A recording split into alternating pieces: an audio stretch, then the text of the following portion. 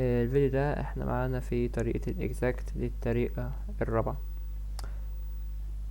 الاكزاكت هي الحل بتاعها سريع بس غريب شوية في نفس الوقت، طريقة الحل غريبة وسهلة. طب الاكزاكت الفورم بتاعتك ليها فورم معينة ولا لأ؟ هي المسألة ممكن تكون اكزاكت ممكن متكونش اكزاكت. انا في حاجة بجرب بيها. اولا انا بس ببص على المسألة كده، دي مسألة لو بصيت عليها مش عارف احلها، ولا سيبرابل ولا هوموجينيوس، مهما انا عملت مش هتيجي. ودي مش شكل الفورم بتاعت الريديوسر. ازاي اعرف انها اكزاكت؟ بعرف انها exact بجرب حاجة. باخد الجزء الاولاني ده لو بالنسبة ل dx ب... بسميه m، والجزء التاني ده بسميه n، وبعمل حاجة اسمها exterior derivative لل m و exterior derivative لل n، وبشوف هل هيطلعوا يساووا بعض ولا لا. لو بيساووا بعض هيبقوا exact. يعني ايه exterior derivative؟ ال exterior derivative السم بتاعها بتبقى كده m، وبنعمل ال m بالنسبة لل y. الجزء الاولاني ده ال m بنعمله بالنسبة لل y، دي اسمها exterior derivative. طب exterior derivative ده بيبقى معمول ازاي؟ بص، انت بتشوف الديريفاتيف ده بالنسبه لايه، exterior derivative ده بالنسبه لايه، ده بالنسبه للواي. فانا هعمل ديريفاتيف للحاجات اللي شبه الواي، بس اللي هي الواي. اي حاجه تانية constant بخليه بزيرو، والفاريبلز التانية زي الاكس او الزد او اي حاجه تانية بتعامل معاها كانها constant، كانها رقم ثابت. يعني ايه؟ تعالوا نحل ونشوف. هنا الواي دي لو فكتها تبقى واي تخش جوه، تبقى واي في واحد بواي زائد واي على الاكس. الديريفاتيف بتاع الواي بكام؟ بواحد. بنحط واحد بلس الديريفاتيف بتاع واي على اكس. احنا هنتريد ان واحد على اكس دي رقم كونستانت، فانت معاك رقم كونستانت في الواي، فالرقم الكونستانت هينزل زي ما هو واحد على اكس، وديريفاتيف الواي بواحد فمش هنكتبه، يبقى الضرب واحد فمش لازم يتكتب. بلس كوساين الواي هتعمل لها ديريفاتيف علشان هي بالنسبة للواي، ف ديريفاتيف كوساين الواي بنيجاتيف ساين الواي ماينس ساين الواي. تعالى نعمل exterior derivative لل n ونشوف هيساوي بعض ولا لأ. ال n بقى الجزء التاني بتعمله بالنسبة لل x equal. يبقى هنا بالنسبة لل x يبقى تعمل derivative للحاجات اللي هي x بس، وأي حاجة تانية هتعتبرها constant. ناخدها واحدة. عندك derivative ال x بواحد زائد derivative ln ال x بواحد على x. derivative x في sin ال y، sin ال y احنا قلنا ده رقم constant فهينزل زي ما هو sin ال y كونستانت. بناديه زي ما هو عشان هو مضروب في variable x، لو كان لوحده كان هيبقى بصفر. واعمل ديريفاتيف الاكس بواحد فراح مش هتتكتب، هتبقى ماينس. فبقى عندي 1 بلس 1 على اكس ماينس ساين الواي، وهنا 1 بلس 1 على اكس ماينس ساين الواي. الاتنين طلعوا بيساووا بعض، يبقى دي اكزاكت. يبقى عرفنا دي اكزاكت. نبدأ نحلها بقى. هتتحل ازاي؟ انت هتاخد الجزء الاول تعمله انتجريشن، والجزء التاني تعمله انتجريشن على طول. يعني انتجريشن واي في واحد بواي بلس واي في واحد على اكس بس كوساين الواي.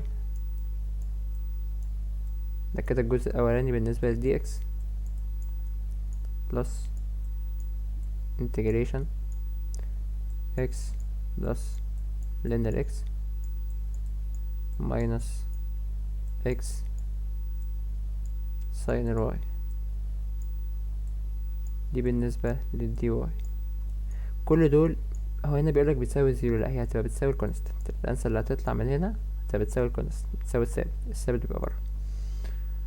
طب كويس تمام. هنعمل بقى انتجريشن لان هي نفس الفكرة.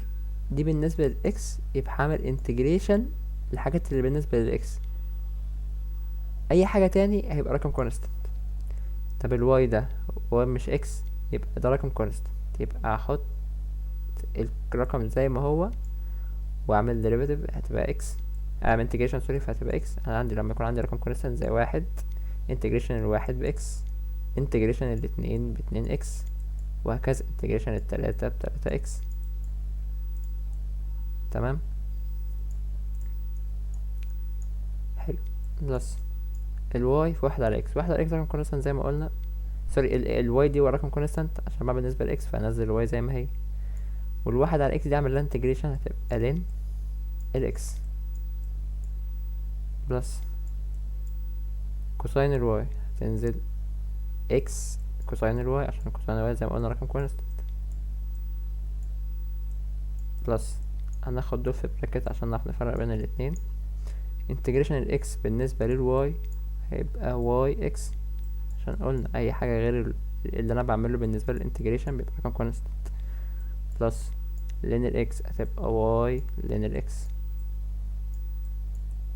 ماينس اكس ساين الواي، الاكس هتنزل زي ما هي، والساين ال الانتجريشن بتاعها بنيجاتيف كوساين، فيبقى معايا بوزيتيف اكس كوساين واي،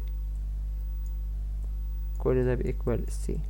عملنا انتجريشن الناحيتين، هتشوف ايه المتشابه في الاتنين وهتشيل واحدة فيهم. معايا هنا واي اكس ومعايا واي اكس يبقى هشيل واحدة، واي لين الاكس معايا زيها واي لين الاكس هشيلها برضه، هشيل واحدة، اكس كوزين الواي مع اكس كوزين واي برضه هشيل واحدة، وهكتب اللي اتفضل عندي. اتفضل عندي واي في اكس بلس واي لين الاكس بلس الاكس بلس الاكس كوساين الواي equal السي بس. وهي دي المسألة. تعالوا نحل مسألة كمان. هنا زي ما قلنا ناخد الجزء الأولاني نسميه ام، وناخد الجزء التاني نسميه ان. نعمل exterior derivative ام بالنسبة قلنا للواي بتساوي، اعمل لي derivative بالنسبة للواي 1 كون رقم constant تبقى بزيرو، بلس واحد على اكس، انا بقى بالنسبة للواي بقى واحد على اكس دي constant والتالتة constant، فأي رقم constant زيرو، بلس الديريفاتيف الواي بواحد يبقى دي بتساوي واحد. تعال نعمل exterior derivative للn، يبقى بالنسبة للإكس هيساوي واحد رقم constant زيرو، تلاتة على الواي يبقى ماينس زيرو، عشان واحد على واي ده رقم constant أنا بعمل بالنسبة للإكس أهي بلس إكس، فبالنسبة للإكس يبقى بلس ون، تطلع في الآخر معايا بون. exterior derivative الأولى طلعت بتساوي exterior derivative التانية، يبقى الاتنين يبقى دي exact. نخش نحلها integration عادي، هعمل integration 1 minus 3 على x plus ال y بالنسبة لل dx plus integration 1 minus 3 على ال y plus ال x dy. كل ده قلنا بيساوي ال constant c. هنا هعمل integration بالنسبة لل dx، حلو، يبقى واحد هترجع x ناقص تلاتة على اكس هترجع تلاتة لان الاكس زائد واي، احنا قلنا بنعمل بالنسبة لاكس فهتبقى واي اكس بلس افتح براكت 1 هترجع بقى، انا بعمل هنا بالنسبة للواي ف1 هترجع واي ماينس تلاتة على واي هتبقى تلاتة لان الواي بلس الاكس بقى بعمل بالنسبة للواي فهتبقى واي اكس برضو. كل ده بيساوي السي. هبص على الاتنين والمتشابه هشيله، الاكس في هنا زيها لا فهنزلها، نيجاتيف 3 لان الاكس في زيها لا مفيش يبقى نيجاتيف 3 لان الاكس اكس واي اكس معايا زيها هنا هيبقى هشيل واحدة وهنزل التاني بلس واي اكس، وهنزل اللي فاضل عندي بلس الواي ماينس الثري لان الواي. كل ده بيساوي السي. تاني مسألة معايا خلصت. نخش على تالت مسألة زي ما بنعمل كل مرة. الجزء الأولاني ده هنساويه بm، والجزء التاني هنساويه بn. الm هناخدها exterior derivative بالنسبة للy equal 2x في y power 3. احنا بالنسبة للy يبقى ال x رقم constant، فال 2x هتنزل زي ما هي. هعمل derivative لل y power 3 معايا 3 y power 2 بلس ال 2 رقم constant فهتبقى 0. تمام. شوف التاني، هنعمل exterior derivative بالنسبة لل n، اعمل exterior derivative لل n بالنسبة لل x سوري، بيساوي انا دلوقتي بعمل ال x يبقى ال y معايا constant، فدي هتنزل 3 y power 2 زي ما هي. ال x power 2 دي هعمل لها derivative هيبقى معايا 2x بلس ال e power y دي بالنسبة لل y انا بعمل بالنسبة لل x، فدي هتبقى بزيرو فمش هنكتبها كده رقم constant. هتبص هنا هتلاقي 6 لو ضربت 2 في 3 تبقى 6 x y power 2، ودي هتساوي 6 y power 2 x. الاتنين هيطلعوا بيساوي بعض يبقى دي exact. هنخش زي ما بنخش نعمل integration للاتنين. integration 2 x y power 3 بلس 2 بالنسبة لل dx بلس integration 3x power 2 y power 2 بلس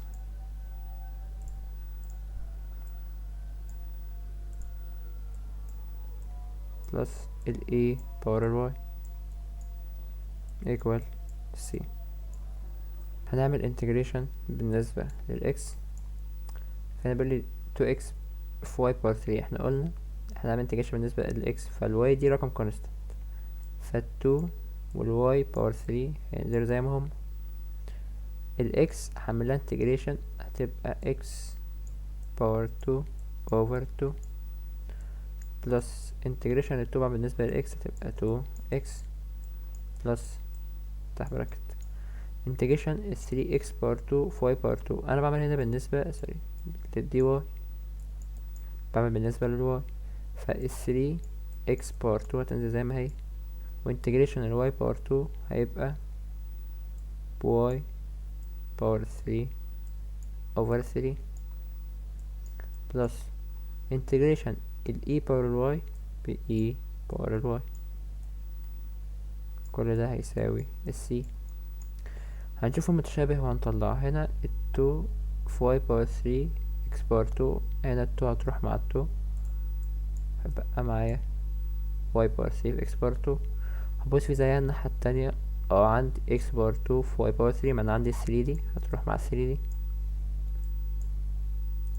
فانا عندي y power 3 في x power 2 عندي زيها x power 2 في y power 3، يبقى اشيل واحدة. 2x ما عنديش زيها، ال e power y ما عنديش زيها، يبقى هكتبه y power 3 في x power 2 بلس 2x بلس ال e power y. كل ده بيساوي c. وبكده تكون المسألة دي كمان خلصت. نيجي للمسألة الأخيرة معانا. يقولك e power x sin ال y تساوي 2x plus e power x cosine ال y plus ال 1 في y dash تساوي 0. ومديني given ده هنبقى نشوفه بعدين. لو بصينا هنا لو لاحظت ان ال y dash محطوط هنا بس، يعني هو e power x sin ال y minus 2x plus ال e power x cosine y plus ال 1 هو ده عشان نفكها تبقى دي y على دي x تساوي 0. انا عشان احلها اكزاكت بحتاج ان انا ايه يبقى الدي اكس واخد جزء والدي واخد جزء. فانا لو جيت قسمت على الدي اكس سوري قسمت ايه معلش، لو جيت ضربت في الدي اكس، فلما اجي اضرب في الدي اكس هاخد كل دي تبقى a باور x ساين الواي ماينس التو اكس كلها في دي اكس بلس، وهضرب الدي اكس هنا هتروح مع الدي اكس دي، هيبقى معاك اي باور اكس كوساين واي بلس الوان في الدي واي تساوي الزيرو. بس المسألة بقت هنا مظبوطة معايا تمام. هاخد أول جزء ده هسميه ام، وتاني جزء هسميه ان. تمام.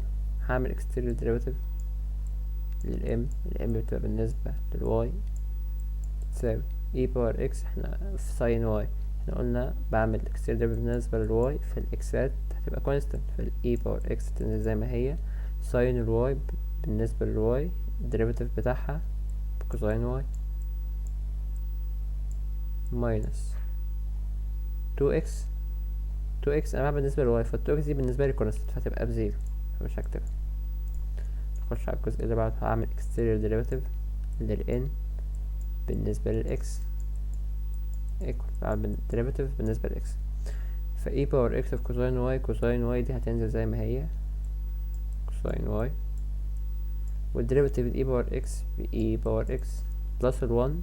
derivative ال 1 بزيرو فمش هتنزل، فطلع ان ال exterior derivative بتاع الاتنين بيساوي بعض، فدي exact. هروح بقى اعمل integration للاتنين. هقول له integration e باور x sin y minus 2x بالنسبة لل dx plus integration e باور x cosine ال y plus ال 1 بالنسبة لل dy. حلو. كل ده بيساوي الكونستنت الثابت c. دلوقتي هعمل انتجريشن بالنسبة للإكس، يبقى الواي عندي كونستانت، فانتجريشن اي باور اكس هينزل زي ما هو اي باور اكس في ساين الواي. ساين الواي ده هيبقى كونستانت فينزل زي ما هو ساين الواي ماينس في 2 اكس. انا بعمل انتجريشن بالنسبة للإكس فهتبقى 2 اكس باور 2 على 2 بلس تفتح براكت. تمام. هعمل انتجريشن الجزء التاني هعمله بالنسبة للواي، هيبقى معايا e باور x وكوساين y. e باور x هتنزل زي ما هي، وانتجريشن الكوساين y بساين y بلس انتجريشن y بالنسبة لل y تبقى y equal c. هنا هنشوف ايه متشابه وهنشيله e باور x ساين y، وهنا معايا e باور x ساين y، معايا الاتنين هشيل واحدة. معايا 2 في x باور 2 على 2، او يبقى معايا دي تبقى عبارة دي هتروح مع دي، فمعايا x باور 2. هل معايا x باور 2 هنا؟ لا، فالفاينل انسر بتاعتي تبقى e باور x ساين ال y ماينس x باور 2 بلس ال y equal c. كان مديني given فوق بيقولي ال y of 1 equal pi، بيقولي ان ال y 1 equal ال pi. احنا زي ما قلنا ان اللي جوه دي بتبقى قيمة ال x واللي بره دي بتبقى قيمة ال y، فاقعد مكان كل x ب1 ومكان كل y بباي، هيبقى معايا e باور 1 ساين الباي ماينس 1 باور 2 بلس الباي equal السي. ماشي، هنفكها بقى. انت عندك الاي في ساين الباي، احنا عارفين ان لو جربت تكتب ساين الباي على الكالكوليتر هيطلع لك ان الباي بزيرو، ان ساين الباي بزيرو، فساين الباي في الاي هتبقى بزيرو ماينس 1 باي ماينس 1 بلس الباي equal السي. هيطلع عندك ان السي بتساوي باي ماينس ال1. كل مسألة كده خلصت.